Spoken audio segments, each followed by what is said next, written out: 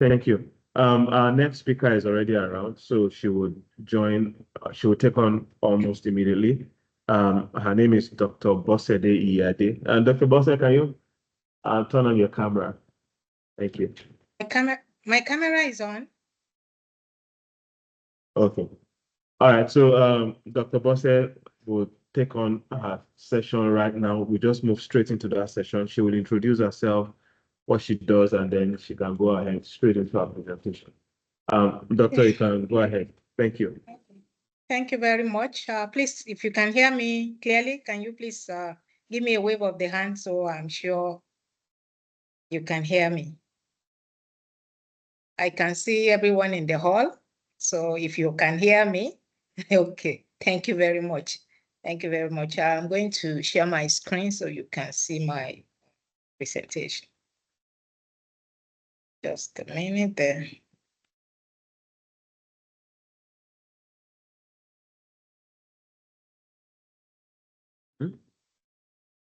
Okay.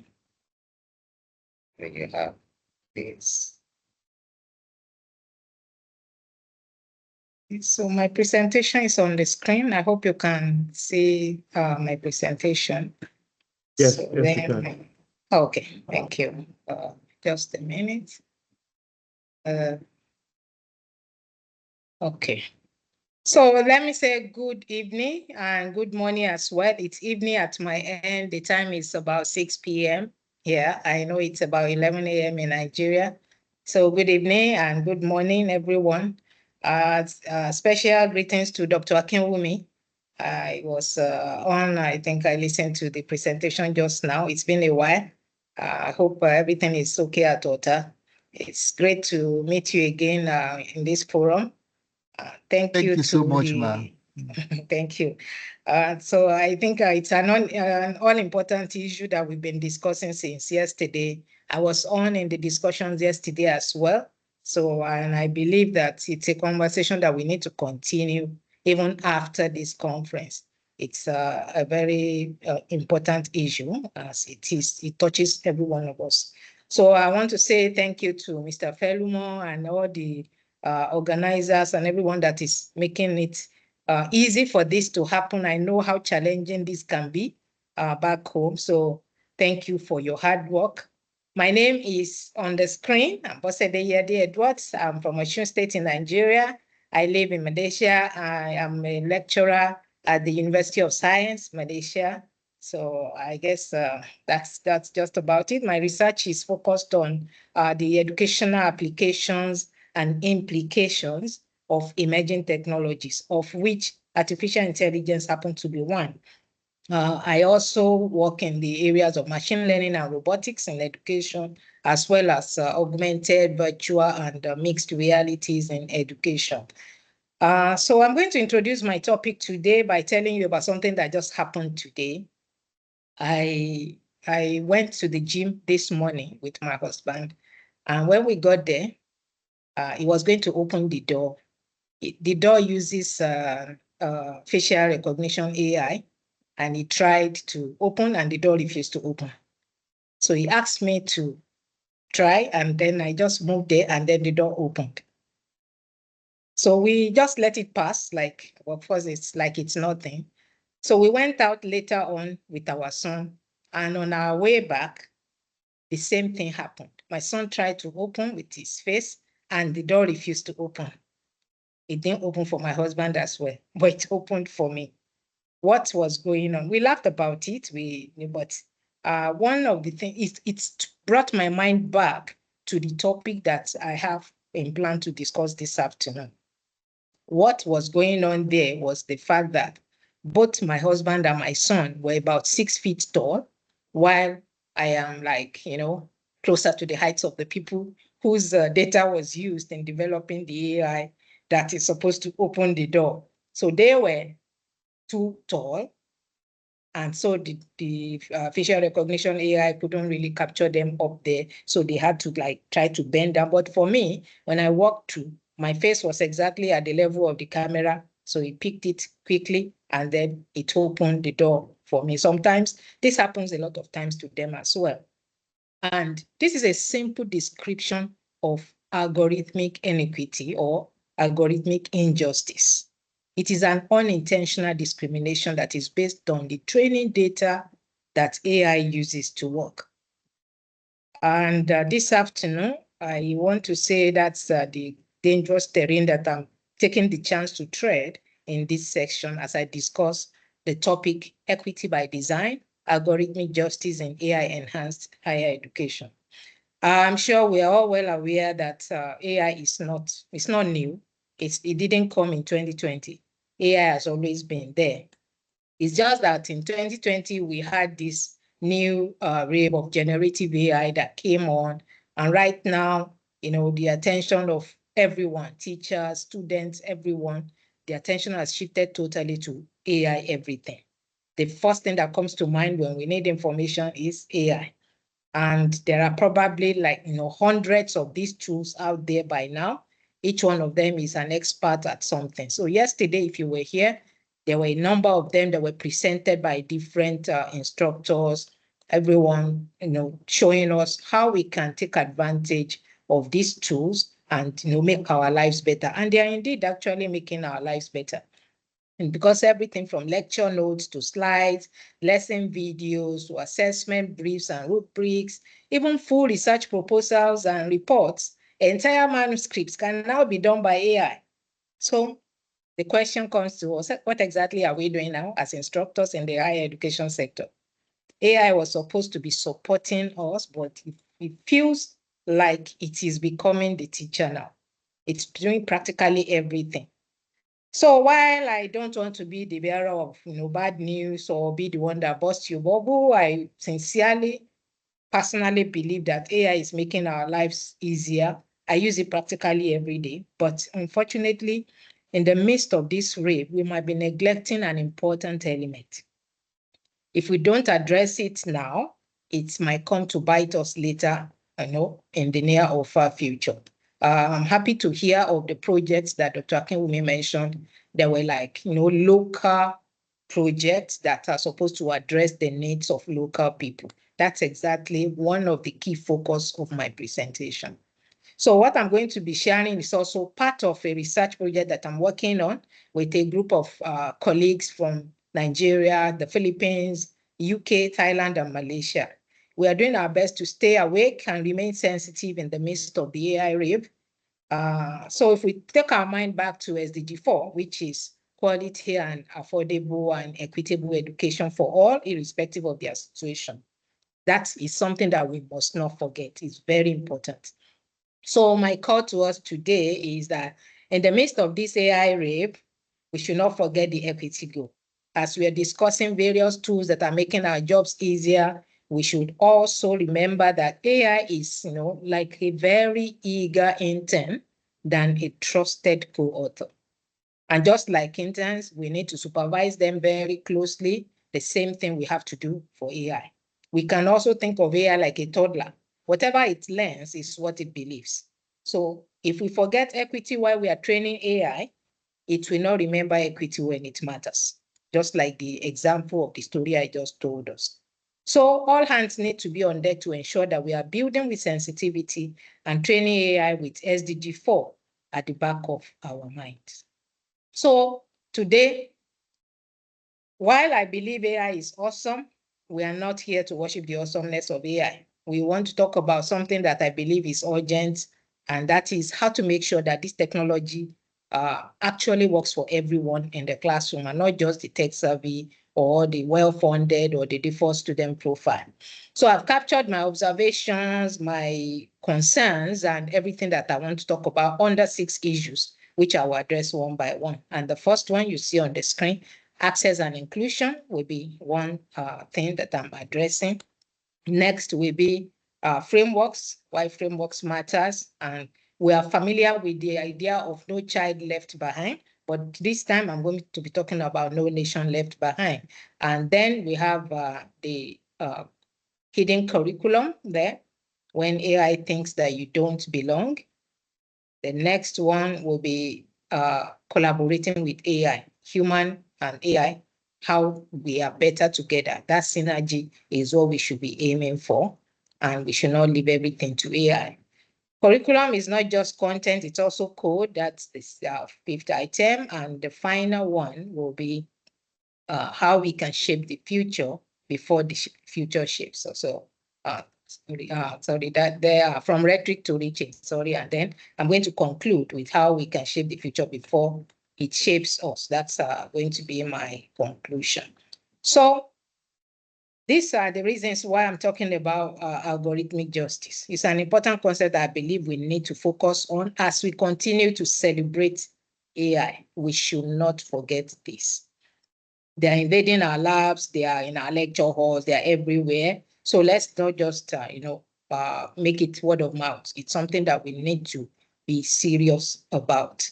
So as teachers and as instructors, let's put our actions where our words are. Let's not just be talking equity and justice in research papers, essays. Let's address it also as we deal with AI. So my first issue here is the issue of access and inclusion. So I'll paint a scenario. Let's imagine two students in an online class. One is on fiber broadband with dual monitors. The other one is, hotspotting from a cracked phone, watching videos at 1.25 times to save data. Same AI, same platform, but worlds apart. I mean, I don't need to tell you about how internet still is in our dear nation. I know how many people are still struggling with, finding it easy to even after spending a lot of money, you still don't get the quality service for the amount that you have spent. But so when we talk about equity, we should remember this. When we talk about access, we need to also remember this. In another scenario, and when I'm talking about this, this is something that I encounter every week. You are in a supervision session with a student whose limited English conversation skills means that they have to resort to translation apps or speech to text apps. And when these things do the conversion, sometimes I check them because unfortunately they are built on native English speakers' data. So they have a hard time creating proper transcripts from non-native speakers. And sometimes it gives the student wrong translations, wrong transcriptions. And so sometimes they get wrong information, which could in a way affect their learning. Of course, it's affecting their learning. So racial inequality, remains deeply entrenched in many aspects of our education and classroom system. And these technologies, as they emerge, if we don't carefully address them, these problems will continue to show up in things that we do. These are not intentional in any way. It's not that anyone was trying to be funny or trying to exclude someone. It's just that the way these systems are built, there is the foundational problem that we have to all deal with. So it's something that we need to take to heart. In education, like I've said, these biases show up in various ways. So some of the research that have been published related to this includes admission decisions favoring certain zip codes or postcodes in the US, for example, standardized tests excluding minority groups, adaptive learning platforms and AI tutors marginalizing diverse cultural, linguistic, and socioeconomic groups. For example, in Malaysia, I live here, I work here.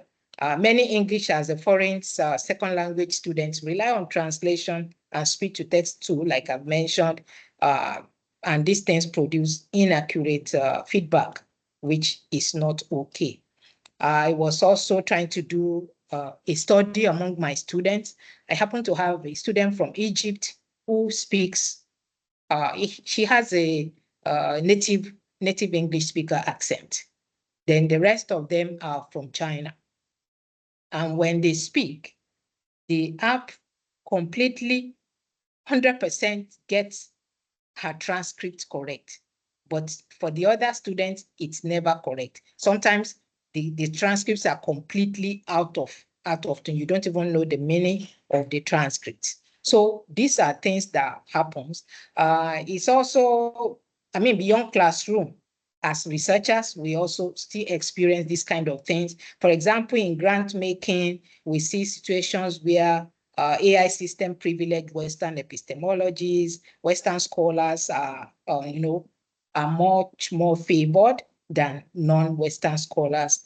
English outputs are more favored. They ask for high impact publications, which many researchers from the global south are unable to afford. For example, you want to publish a Scopus indexed single article, the cheapest you get now is $500. How many people are able to pay $500 to publish a single paper? So these are challenges of AI that we deal with in different forms. Sometimes AI may filter or deprioritize critical race research and skew funding towards scalable tech-centric models that are aligned with donor bias. So these are all issues that undermine equity and entrench exclusion, even in education research. So what I'm saying here is that equity and AI starts with acknowledging that this digital access is not just about having a device. It's far more than that. Reliable infrastructure, digital literacy, language options are all important. Tools that don't assume that everyone speaks English are a must. We must design with the most underserved in mind. That's a very important thing that we need to do. And we need to go beyond seeing this as a CSR thing, but as a benchmark of quality. So AI policies and frameworks must, targeting algorithmic inequity in education is currently limited. So I think I'm also speaking to Dr. Akinwumi based on the project that is going on. This is something that we need to look into and see how we can contribute to making things better. So that's my first point. My second point is on frameworks. Frameworks, why they matter. And I said, I'm going to be talking about no nation left behind rather than no child left behind. Whether in physical buildings or other types of things that we build, frameworks are always very important. And so cultural frameworks also play very huge and foundational roles in how our societies function, and of course, in how we educate our people. So when we ask ourselves the question, whose values shape the technologies that we use to teach our children? The technologies that we are using in our universities, in our schools, and everywhere. Whose values shape them? The truth is that most of these AI systems are based on Western values and frameworks. And these frameworks usually prioritize individualistic ethics. For example, they emphasize fairness, autonomy, transparency, which in themselves are not wrong. They are not wrong in any way. But the problem is that when these systems are exported to us, we operate on a different framework. Education in Africa is relational, is collective, and culturally layered, as it is in many other global South contexts, because the philosophy is different. For example, we have the Ubuntu in many African communities, a philosophy that is based on I am because we are. We have the Bayanihan in the Philippines and the Gotong Royong here in Malaysia and Indonesia, where everything is about, we do things together. We support one another. It's not just me or you alone. It's a communal thing. That's how we live. That's how we relate. So these are the kind of things that shapes how our teachers teach or how we teach as teachers and how our students learn. So the issue is when an AI that is built on Western assumptions are introduced into multilingual, multi-ethnic classrooms, like in our country, like in Malaysia, and other places like in Southeast Asia, they often fail to see the students in context. They don't recognize the racial, cultural, or linguistic realities that shape identity, performance, or engagement. And when those contexts are invisible to the algorithm, so are the students. This is what is called algorithmic colonization, where exported systems override local knowledge, erase differences, and reinforce educational inequality. So I've given some examples earlier, but here are some other examples. In Malaysia, students from we have the Chinese, the Indians, and the Malays are the three most prominent groups in Malaysia. But we also have the local, who they call I forgot the local name, but they are like the local inhabitants of the land. They are called the Orang Asli. So they live in small, small communities, not out of any city area. Now, these people always score, they score lower in AI assisted assessments, not because they are less capable, but because the AI doesn't understand their dialects or their cultural references. In Nigeria, we have also had reports of AI-powered tutoring app penalizing students for writing colored with U, which is the British form, instead of the one without U, which is the American spelling form, and marks local usage as incorrect. In the Philippines and Thailand, facial recognition features like the one I mentioned in classroom management software also struggle to detect or differentiate between students when their skins are a little darker. And that leads to no attendance errors and disciplinary flags, which is totally unfair. So the point is that these systems, these examples, they are not just bugs in the system. They are biases that are embedded in the design of the AI tools themselves. So what should we do about this kind of things? Of course, there are many things that we can do, but I just going to highlight, let's say, three. One is building context into the code. We need to push for AI systems that are context aware. And here, I'm not only speaking to teachers, because sometimes these things might be beyond the things that teachers can handle. I'm speaking to those of us who are in the position to make decisions. We're in a position to influence what happens in our institutions. We need to push for AI systems that are context aware. That means training data, decision rules, interface design should all reflect local languages, cultures, and histories. This requires partnership with developers and educators on the ground. This is something that we need to pay attention to and we need to do. The second one is, auditing for equity, not just accuracy. Schools and ministries should implement equity audits from time to time or with any new tool that is coming on. So we are not just going to be asking, is it working? We need to ask, for whom is it working? Who is being excluded? Who is being misrepresented? These are questions that we need to be asking when we are dealing with it. So let's not get carried away by the awesomeness of AI. Let's remember this is a very important thing, because when I would say, I don't want to go back to discuss colonialism, but we know where it started from, how it started, how some people got carried away by the benefits that they got from it, and then their entire generations were enslaved. So the same thing is what we should not allow to happen now. We need to be open doing and make sure that we play our part in making sure that local context is input into whatever we are building. The third one will be amplifying marginalized voices in the design of AI tools. So educators and students from underrepresented communities should be made co-designers and not just end users. We should not just have these things exported to us and then we have no choice than to use them. Whatever we are going to use is something that we should request to be co-designers in making them. They should be contextualized and not just exported to us without us being considered in their building. So these insights, the insights of community members and users or end users of the tools can inform features. It can flag blind spots and help to reimagine how AI can uplift rather than erase groups.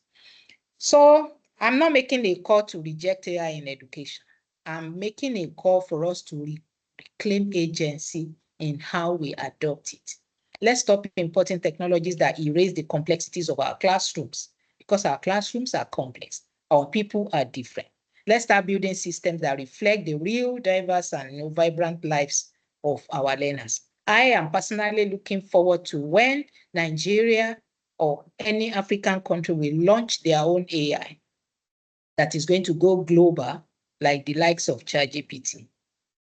This is what China has been doing. This is how China has actually made things work for themselves. They make sure that they do their own and they make their people to use their own.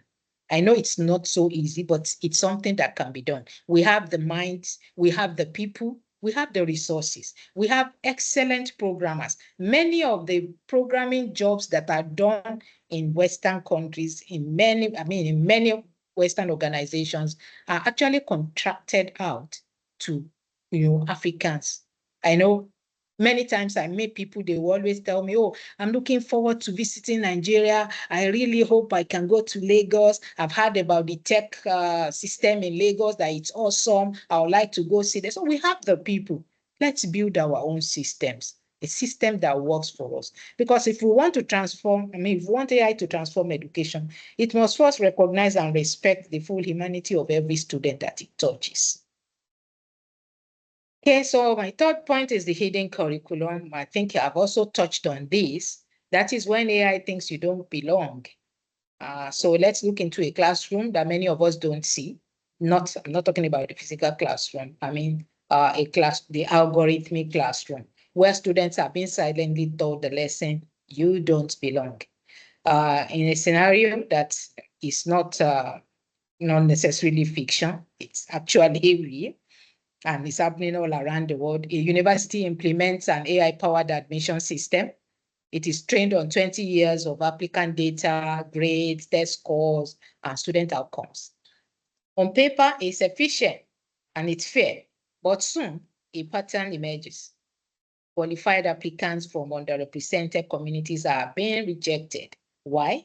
Because the AI learned from a biased history. It saw that students from certain backgrounds, certain postcodes or schools didn't perform as well, in quote, in the past. And it assumed that that's what the future will look like too.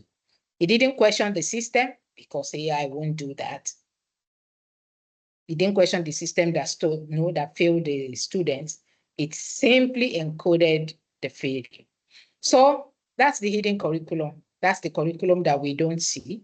And it sends silent signals that tells the students that they don't belong, they are not fit, they are less capable, they are risky. So like I said at the beginning, AI, it's not like AI hates anyone or that the person, the developer is being funny. No, that's not the issue. The issue is that AI is trained on data, and whatever the data says to AI, that is exactly what it will put forward. They just imitate what they see. So if they see biased data, of course, that's exactly what they are going to replicate. We have had cases reported in the US where postcode-based discrimination has led to credit scores, insurance rates, and school placements being unfairly assigned. I've talked about facial recognition that fails to recognize non-white faces or misidentify people, and it has led to things like wrongful arrest, unjust punishment, and all that. So these are all high-risk situations, and it's not because they are supposed to be, but because we have historical data that AI is referring to. It shows up in education too, like I've said.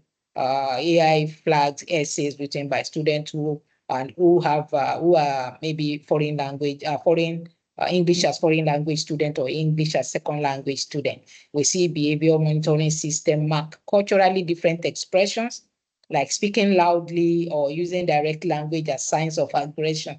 And we know how loud we can be.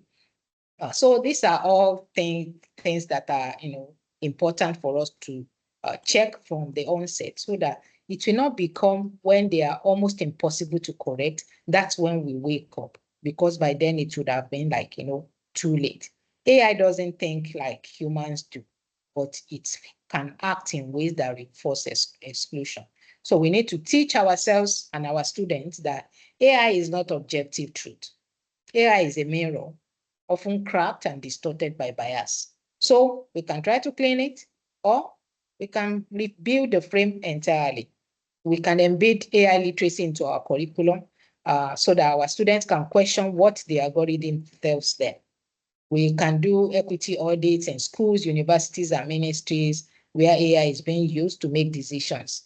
And we can center, student and community voices in the design of these systems. So especially for those from historically excluded groups. Because if students keep hearing from the algorithm that they don't belong, they may start to believe it.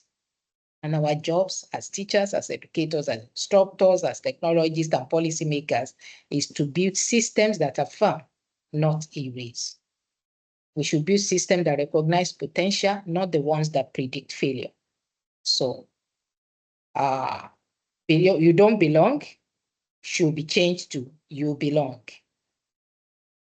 Okay, so my next point, and we're moving quickly towards the end, is the collaboration between humans and AI.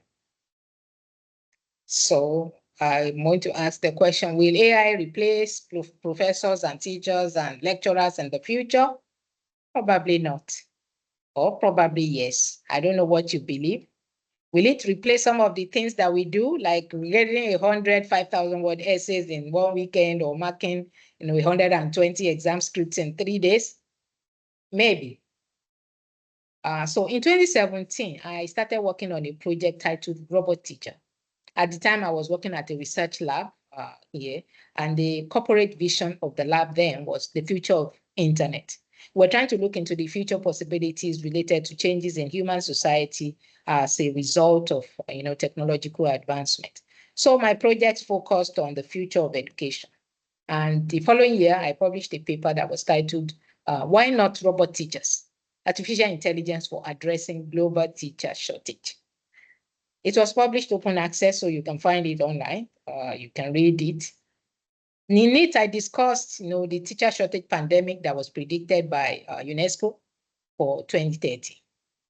And going by what we were seeing at the time, I became one of those teachers who think there is a very high possibility of teachers being replaced in the future. Needless to say, that article became one of the most controversial, one of the most debated of my research outputs. I received emails, calls, comments, mostly from teacher colleagues who believe that that was a long shot. That tech will never be able to show affection. It will never be able to understand humans or empathize. Today, with the progress we have made with AI, I'm not so sure if those teachers still believe themselves. So do I still believe what I believed in 2017 and 18? I think yes, even more now. Do I think AI is awesome and has or may attain capabilities to surpass the human teacher in many skills? Definitely yes. Do I think there will be no need for human teachers in the future? That's a difficult one to answer, because if I say yes, I'll be in trouble with some people. And if I say no, maybe I might not be too sincere. So I'm saying yes, because the human teacher will be in constant competition with technology. And I don't need to say who will win that competition. Yes, because we still have semblances of human teachers, but their roles, I believe, will be very different. They will work in partnership with technology in more ways than one. They will have to learn to collaborate with technologies like AI in ways we probably cannot imagine yet. So what I believe is that AI should free us to do more human things, like mentoring, like inspiring, like making space for awkward questions. It can't replace the raised eyebrow, the gentle nod, or the I believe in you moment. But we can allow the bots to crunch the numbers. We handle the source for now, because really I can tell you that for me, I'm in a position where I am trying to believe that nothing is impossible. So for now, for the foreseeable future, let our teacher education system begin to adjust, with a futuristic mindset. Let's begin to imagine what the future will look like and prepare ourselves for that. Let's adjust our teaching, but most importantly, our assessment practices to show that we understand the changes that are happening. Scheming about how we can prevent our students from using AI or marking them down when they do shouldn't be our preoccupation at this time. if we truly understand what we are saying. Because for me, I believe that teaching and assessment are meant to prepare students for the future workplace. So the question to us is, do you think our current students are facing a workplace in the future where they will need to still be cramming concepts and be able to write flawless essays? Definitely no. So why are we still testing them based on that? If they will have access to AI to do all the things that AI can do now and more that it will be able to do in the future, why are we laboring for what is not needed? Shouldn't we be developing ourselves into awesome collaborators with AI and helping our students to do the same? The other day, during a supervision session, I asked two of my students to ask ChatGPT what it can tell them about the culture of the Yoruba people of Southwestern Nigeria.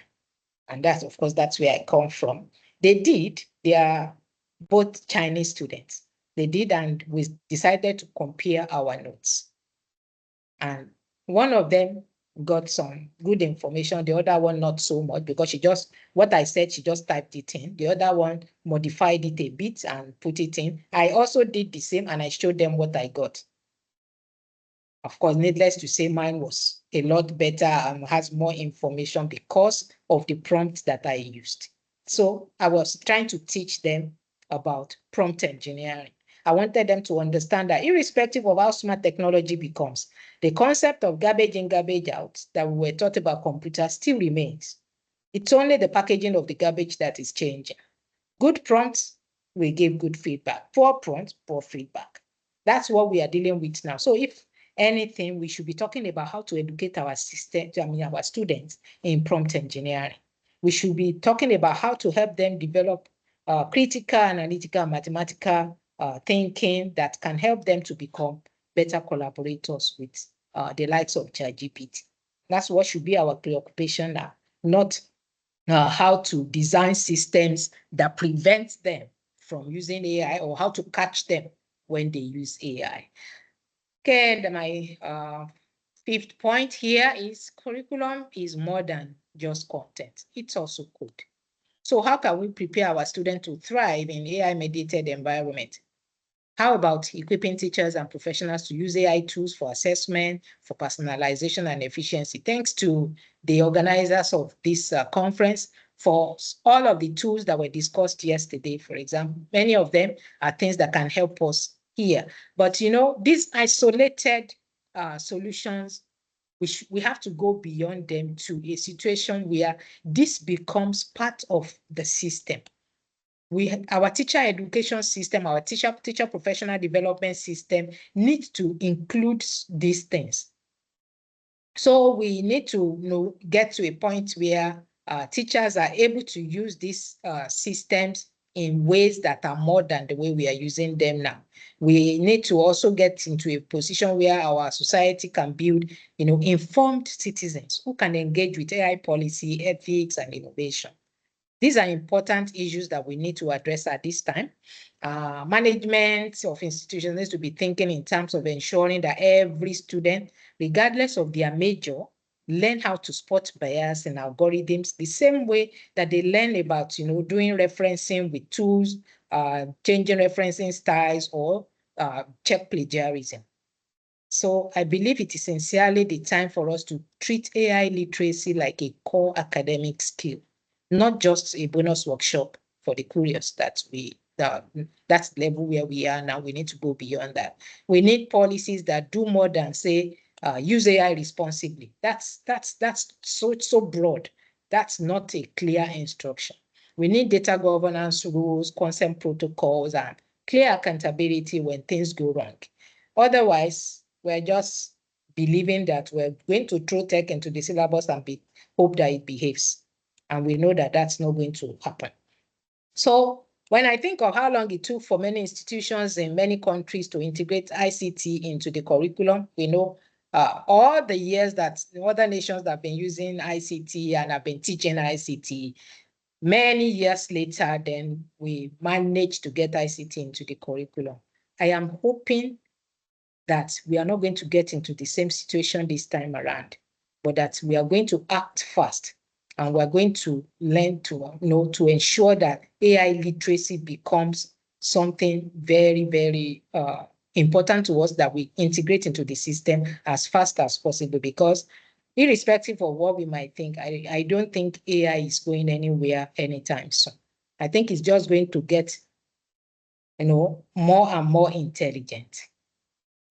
Okay, so I think this is my last point, which is going from rhetoric to real change. So I believe that we should do more than talking. Talk is not only great. They said it's also very cheap, but systems matter. So let's not just critique algorithm. Let's build better ones. Let's build our own. Let's build contextual ones. Students should be made to be co-designers of learning tools. The tools should be tested with diverse groups. Our communities, our small communities, our remote communities, they should be tested with them. The tools should know, we should demand transparency from vendors, and we should not just call it disruption when what we really need is thoughtful, inclusive evolution. So let's be sincere and open-minded. Let's stop pretending that these problems don't exist. Let's face them and address them and tackle them before they become impossible. They said evil festers when good people refuse to speak. I think that also applies in this situation. Algorithmic injustice is real. It's happening. It's affecting how students are interacting with AI tools, and ultimately they are learning. So I believe it's time for us to face up to that truth. It's time that higher education show what it means to innovate without leaving people behind. And then I believe that is a duty that each one of us is called to. We are the teachers, and we need to make that progress. If we don't initiate those progress, there will be no where we are going. So as I conclude, let's shape the future before the future shapes us. Equity by design means putting inclusion at the heart of every tech decisions that we make, not at the end of the project checklist. It means that we are going to treat justice not just as an abstract goal, but as a daily design principle. Let's not just adopt AI, in education. Let's challenge it. Let's reshape it. Let's make sure it grows up with better values than the systems it inherited. Let's build our own, the one that understands our context, the one that understands our values, the ones that recognizes our students, not the ones that flags them as incorrect. So that is my challenge to us this afternoon.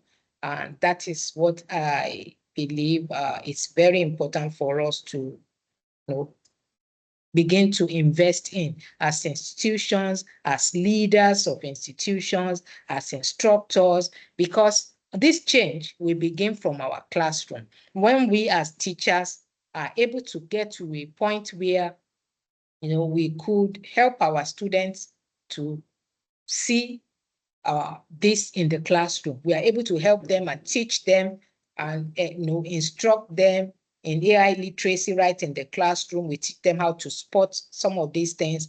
Then from the classroom, it will become an institutional-wide thing. And then from there, it can become a real system, a national system that affects education as a whole. And I think one important thing that I also see here is our teacher education system needs to respond to this, because if the curriculum of teacher education that we are teaching is still the one from before, when my parents were going to teachers college, I think we need a change. We need to let our teachers become teachers for the 21st century, because that's where they are going to be working. So we need to bring them into that situation where they are fit for the system that they are going to be operating in, so that they are able to help develop students that are going to be able to function in the kind of future that we expect them to function in. So thank you very much for listening, and may your algorithms be ever just. I've come to the end of my presentation, and if you have any question, this be a good time to take your question. All right. Thank you, Dr. Bosede. So we'll spend the next few minutes maybe making it a practical session. And it's about how do we address bias within the system. So I know you've gone through a few points, but I would like us to discuss this even more practically because we are higher education educators. And so we see these on a day-to-day basis. And so maybe whether you're on site or online, if you have any points to make, I would, I'm trying to see if I can unmute everybody so we can have that conversation. And if so, I'm allowing mic for everyone. You just need to raise your hands when you want to talk. So I can see that Sarah Amadu online raised her hands. Can you go ahead and speak? So you just need to unmute yourself.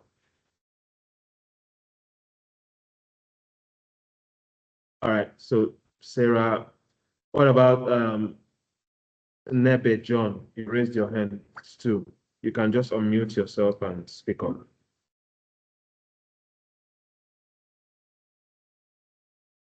We have a few people who raised their hands. If you have questions, just unmute yourself and speak. Thank you, Doctor, for your presentation. Very inspirational and educative.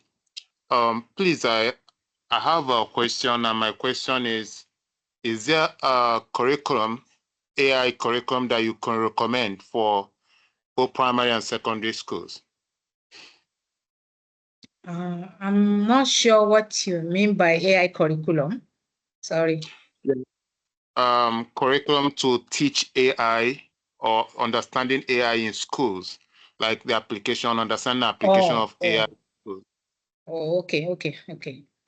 For now, I can't say there is a particular one offhand, but I can check. I can check if there is something that can be modified for that level of education. So I can get back to you on that. All right, that's fine. Thank you, ma'am. Hello. Hello, sir. Yeah, good morning. Mine is not more of a question, but like a contribution. Thank you very much. That was a very in-depth presentation on that topic. Now, I'm a teacher educator, and I'm just looking at the curriculum level. You see, normally nations will try to review curriculum after its implementation, maybe after 5 years, 6 years, 10 years. Yeah. But I'm just looking at the norm. If we are to wait after 10 years before a curriculum is being reviewed, can we ever catch up? Yeah, we won't. Can we ever catch up? Because currently, at my level, I'm just seeing that we have developed a curriculum at the teacher education level, which is kind of a disjoint to what is being implemented at the primary education level. And the question is that is the same teacher educators or the pre-service teachers who are going to graduate and go and teach at this primary school and having a disjoint curriculum, what are they going to teach them? Yeah. And so must we wait till the 10 years because it is a norm, it's a national policy before we revise and then catch up? We'll always be behind. Thank you very much for that conversation. Okay, thank you very much. I believe you are thinking in the right direction. That's going to be very challenging. I think the problem we have is that in the real world, things don't always, follow frameworks. Frameworks are supposed to be guidelines. They are not supposed to be rigid. So, for example, like you said, it takes like 5 years for curriculum review. That's a framework. But we are living in a real world where we need to address things as they come. I mean, I'll say many of us didn't see AI coming the way it did. So when it landed, the right thing should have been an emergency review. So if we wait until when the next review is due, then that's going to be very challenging. So, and I believe that that job lies with those of us who are teachers. We are the ones that we have to recommend to management, we have to recommend to policymakers, we have to recommend to the powers that be that this is the time that we need to do this. All right, thank you for that. Any other question? I see a few people with their hands up. So, Zainab, you have your hands up.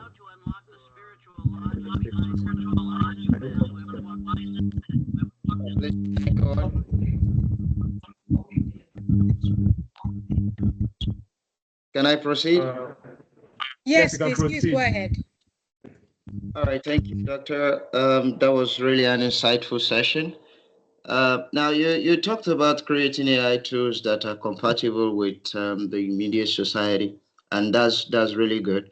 But it becomes a big problem because we have in conferences, people discussing about all these problems, but the issue is the implementation. So I would like to ask that because the way forward is to, as you said, policymakers to powers that be, as you mentioned. Now, this current session you took now, all these issues that you highlighted, how do we get it across to the policymakers to ensure that it does not go with this conference? And another thing that you mentioned, you said regulating data like as data in the training. We take AI, for example, that is in San Francisco in US. We can't blame them for any kind of data. We can't. It is their thing. So that means that we too, people in the continent in Africa, actually our own. How do we get this? Because that's just a way forward to ensure that policymakers are involved. How do we contact them? How do we get this across to them? Thank you, ma'am. Thank you very much, sir. I want to believe that the organizers of this conference won't let this end here. I'm hoping that there will be some white papers and reports that will proceed from this conference so that the findings and the conclusions from the conference can go out there and we can present it before the people that matters. I've also seen that a number of professors who are in important university systems in Nigeria have also been on the call and they have been on this program. I believe that they are also in positions to help to reach out to the powers that be. So we can depend on them. We can depend on white papers and issues of reports from this conference. But I believe that more than that, as individuals, especially for those of us who are researchers, something that we can also do is to begin to focus our research in this area. When I was speaking, I mentioned something about a project that I was working on. It's particularly on this. It's on algorithmic justice in AI-powered classrooms in the global south, of which my country is one. So what we are trying to do here is we came together, myself and some colleagues from the Philippines, from Thailand, from Malaysia, and one person from the UK. So we're trying to look into how we can collect data from all these countries and build a system that we can recommend for building our own kind of AI that works for our systems.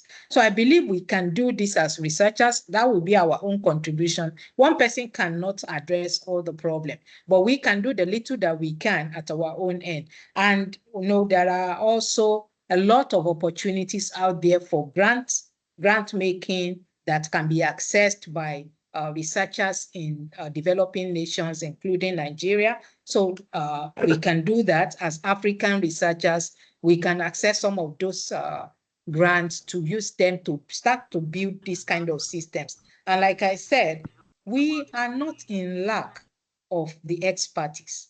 We have people who are very good, very great international level developers who can do these things. So what we need probably will be someone who is passionate enough to go out there and make this thing happen. Someone who is able to push out this information that we are discussing, these issues that we are seeing, who is able to push it out there and make sure that it reaches the places that it needed to reach. I won't say I do every day, but I think very often I watch a number of programs on TV here or through YouTube. Some Nigerian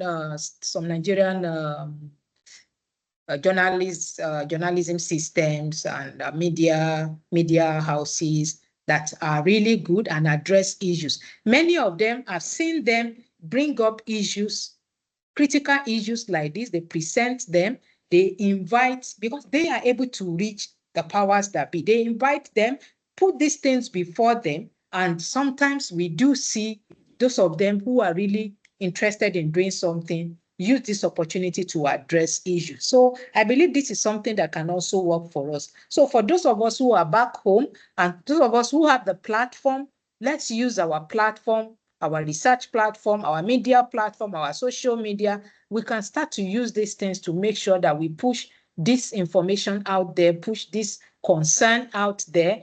When we start to talk about them and debate them, raise up panels about them, then the people that are concerned will know that this is an important issue that needs to be addressed. And gradually, I believe we are going to get there. The most important thing is that we make up our mind that this is something that needs to be done and we start. I believe we can do something about it, just in our own little ways. We have a question on site, a few questions, but before we take this question, I just wanted to also highlight that although we mentioned it and it was around that institutions, just like she mentioned, countries can also begin to build AI that is tailored for them. In one of the sessions later today, I would also speak before then. I don't know what his topic is going to be focused on, apart from just the topic name, but he's a developer, and I would just ask him to speak to us some of the tools that are out there that even individuals can use to build their own AI. Of course, you can create a GPT on ChatGPT, where you feed it with all the information. You just create a GPT for yourselves, course materials and all of that. The benefit of that is that you are the source, you have verified the source of the data. And so you are sure that it's not hallucinating. And that you are sure it's not, you can actually restrict it to the data you provide for it. So that's on an individual level, but on an institutional level with some level of technology, it is possible that you can convert all the research materials in your institution into data that you can use to train an AI platform. And then maybe that can be enforced that this is the only acceptable platform. And then you can begin to say, this is the only platform you can cite because we are the source of those data. Our student work over the years. And there are technology now that you can use in converting PDFs into digital format. So that can also be used to train the system. And then as individual, as institutions, you can say, since we have this data, it is our source data, then we can allow our students to refer to it and then to cite it. So I will speak to him in that direction to see if he can share some of those technologies that can be used. All right, we have a few questions. Just go ahead and ask your question.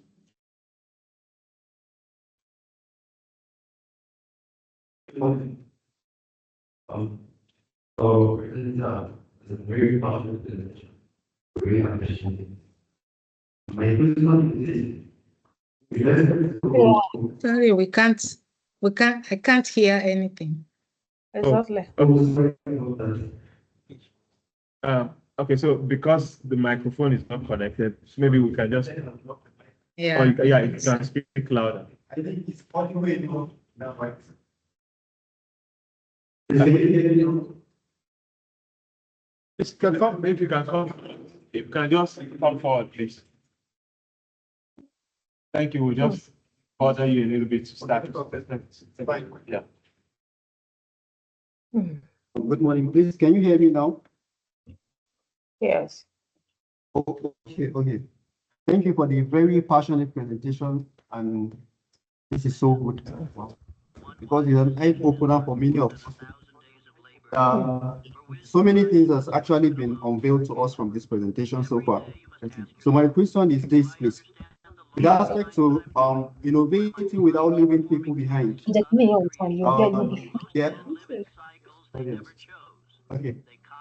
when you talk about innovation without leaving people behind, it actually comes with a lot of challenges, both within the immediate system you are and the people that you're actually going to that are going to be at the ones to implement. So most of the time, you can actually find yourself being helpless within your immediate work environment, where your boss feel like this boy, what is he even talking about? Or whatever you are recommendation that you are making, or some if you are trying to bring an innovative idea to them, they'll be like, why would this be coming from this social person? Why is it not from this person? Since it's not coming from this other person, they might actually decided to go away with it. So we have a lot of challenges within our environment here that I don't know if such a thing is within you. How can you tackle it? You try your possible best to make suggestions on the way forward, and you kept coming back. They'll always like to do things the old way. So I don't know how this can be actually tackled. Thank you, ma'am. I hope this question is clear enough. I am able to hear a little bit of it. So thank you very much for the question. I will say, yes, that's a very frustrating situation that we usually find ourselves, especially if you are someone with a mind for innovation. It's challenging. It's almost, sometimes it feels like an impossible situation because especially if you don't have the power over the people that are trying to pull you back. I can tell you that it's something that I've been through. And one of the things that I've come to tell myself, and which I always tell people, is do what you can, where you can, when you can, for those you can. Because when people have power to say yes or say no, and you are in a position where you have a good idea and they are not supporting you, it's very challenging. But I think one advantage that we have as people in higher education is the fact that you can do independent work. So if you can do independent work, just go ahead, make it independent. Another way of addressing this is you could step out of your local environment and work in collaborations with others who have the same kind of mindset as you. There are other people in other universities or even outside the country who are thinking what you are thinking and who are able to, see what you are seeing. Work with them. Nobody can stop you from, deciding who you want to work with. So I believe that's one way of getting out of this, while we all continue to hope that things will get better. And over time, maybe people who have the kind of mindset that we need are going to be in the position of power, but we cannot rely on that. If we rely on that, it might take forever for us to get to that situation. So the best thing is, let's do what we can now that we have the opportunity. If it's impossible to get people to cooperate at home, then step out of the home, work with other people in other universities or outside the country. I mean, we don't have any limitation on how we can expand our network. It's a research network, so you can work with anybody from anywhere. So that's one of the things that I believe is the most practical thing that we can do, especially if we don't have the power to challenge people. All right, we have another question on site. Yeah. You just speak. Good morning. Good Actually, morning. I'm impressed with the presentation you have just made. I just want to shed more light or maybe support what you are saying regarding the individual efforts to see that this system works better. You said human plus AI should work together. Most academics, even in the institutes or universities at the moment, as my predecessor said, some higher officers or maybe directors and what you have may not cooperate with us. But actually, even among ourselves, some academics are also rigid. They don't want to accept this change. So we have to really advocate our colleagues to see that they become flexible and work with this new system at the first instance. And we do publish researches, we conduct researches. We have many cultural relevant documents that we have with us. So we need to actually accept the possibility of uploading all this material that we have online so that the AI tool can access such information which are more reliable, which are sourced from us, from our research work, and which are published by academics who are sound academics, seasoned ones, who have published a lot of books that are culturally relevant to our country, that's like Nigeria here. So if we do upload all those materials, that will minimize the way that AI accesses information and produces to maybe researchers, young learners, and so on and so forth. This is my contribution. Thank you. All right. I'm William from AGI. Thank you so much. Any other person on site? Okay. All right, let's look at, do we have any other question from anybody online before Dr. Bosede responds to, if she has any response regarding to what Dr. Aminu said? Anybody online? Your microphones are enabled, you can speak up. Someone put a message, a question in the chat box. Probably you, the moderator, can help. Okay. The chat box, let's see. Okay. Can the moderator please go to the above question? Okay, let me try to look at the questions. Okay. Did you make use of AI tools in preparing your slides? If so, could you kindly share which one? Actually, what I used AI to do for my slides is to get that picture of the woman. The woman on my first and my last slide was that picture was generated by AI, and it was from ChatGPT. So, and then, yeah, that's what I used AI to do mostly. And then actually most of the content from my slides are from a research that I'm currently working on. I mentioned it.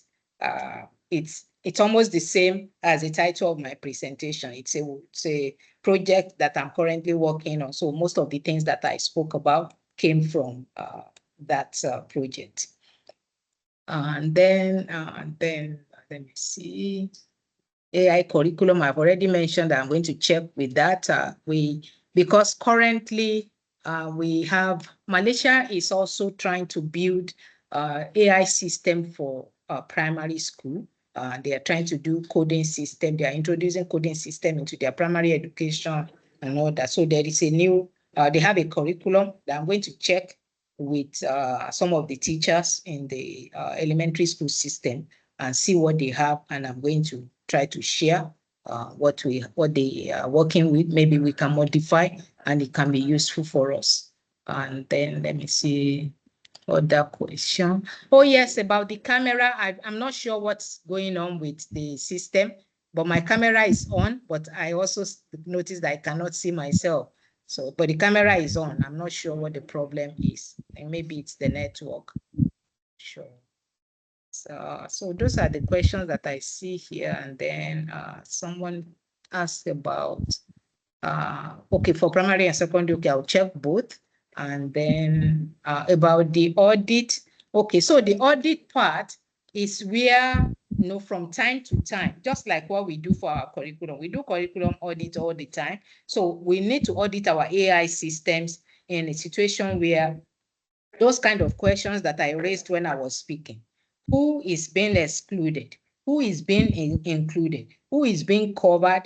Who is being, you know, discriminated against, maybe unintentionally? Like the kind of, you know, I told a story when I started my presentation about what happened to my husband and my son and me. On average, I am like a tall person among Asians. I'm just I think 5'4", if I'm 5 something, if I'm not mistaken, yeah, about five something. So I am not going to be considered a tall person at all back home. But sometimes when I'm with people here, I always joke with them like, you guys make me feel like I'm a very tall person. So many of the systems here were developed and designed based on the size of the people. So when we have people who are completely outside of that size range, they are excluded.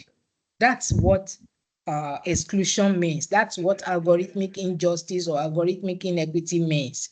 That's what I'm referring to. So from time to time, we need to check our AI systems, whichever one we are adopting in our schools, to see what they are focusing, what kind of data were they built on.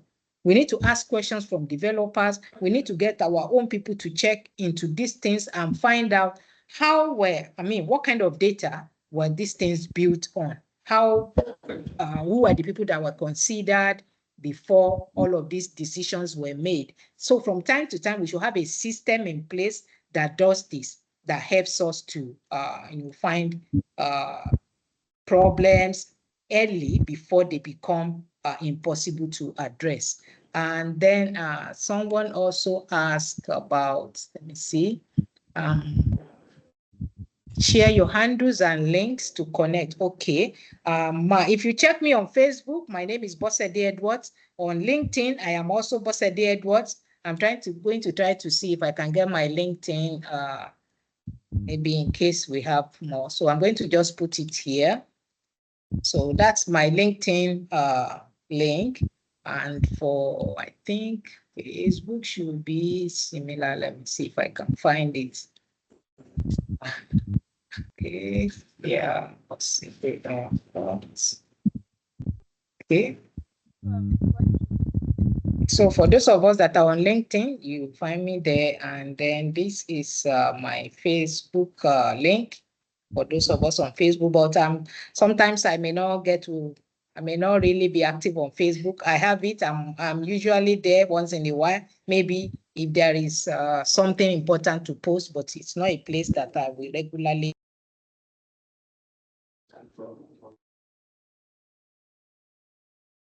Oh, sorry, my mistake. Can you unmute yourself, please, Dr. Edwards? God, I don't know. Sorry, what did you miss, please? Yeah, you can come around. Come again. I mistakenly muted you. Sorry.